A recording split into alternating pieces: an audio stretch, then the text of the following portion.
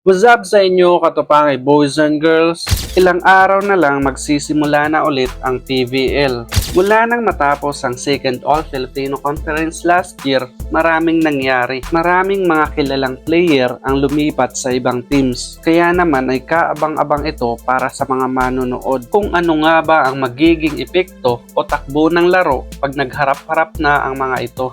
Pero ang isa talaga sa nagpapataas ng views ng mga laro at nagpapahype sa mga tao pagdating sa esport ay ang rivalry na tinatawag. Kahit anong sports pa yan, may rivalry talaga na inaabangan ng mga manonood. Halimbawa na nga dito sa basketball, isa sa mainit sa mga mata ng tao ay ang tapatan ni na Stephen Curry at LeBron James na pag naghaharap ang dalawang tao na ito, asahan mo na marami talagang nag-aabang at pinapanood ang laban. Pagdating naman ng volleyball dito sa Pilipinas, especially sa PVL o Premier Volleyball League, ang isa talaga sa madalas na magharap sa finals ay ang Creamline Coal Smashers at Petrogas Angels. Kaya naman, nakatatak na talaga sa mga manonood ang rivalry sa dalawang club teams na ito.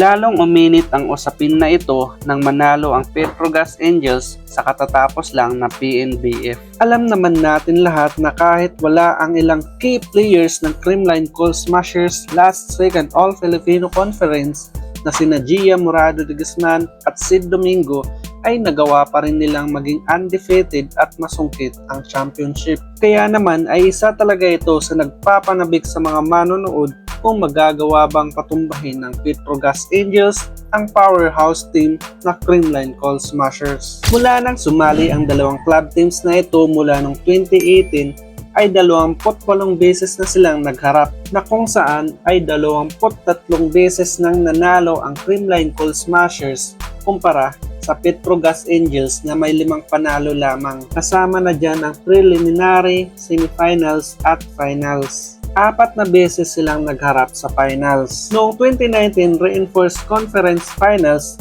nanalo ang Petrogas Angels. Pero noong 2019 Open Conference, 2022 Open Conference at 2023 First All-Filipino Conference Finals ay nakuha lahat yan ng Creamline Coal Smashers. Kaya naman sa panalo ng Petrogas Angels sa katatapos lamang na PNBF, nabuhay muli ang rivalry ng dalawang teams na ito.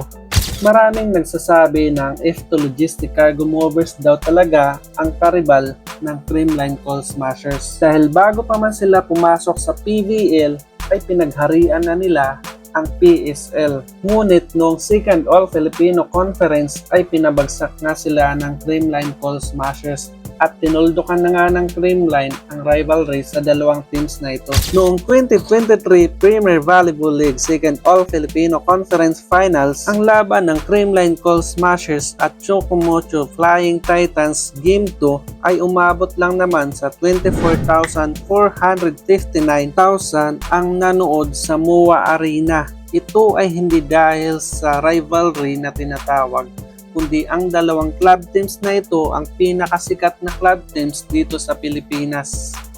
Kaya ano sa palagay mo katupangay boys and girls, matatapos na ba ang winning streak ng Creamline Coal Smashers at tuluyan na nga itong mababahiran ng Petrogas Angels o mananatiling undefeated ang Creamline Coal Smashers?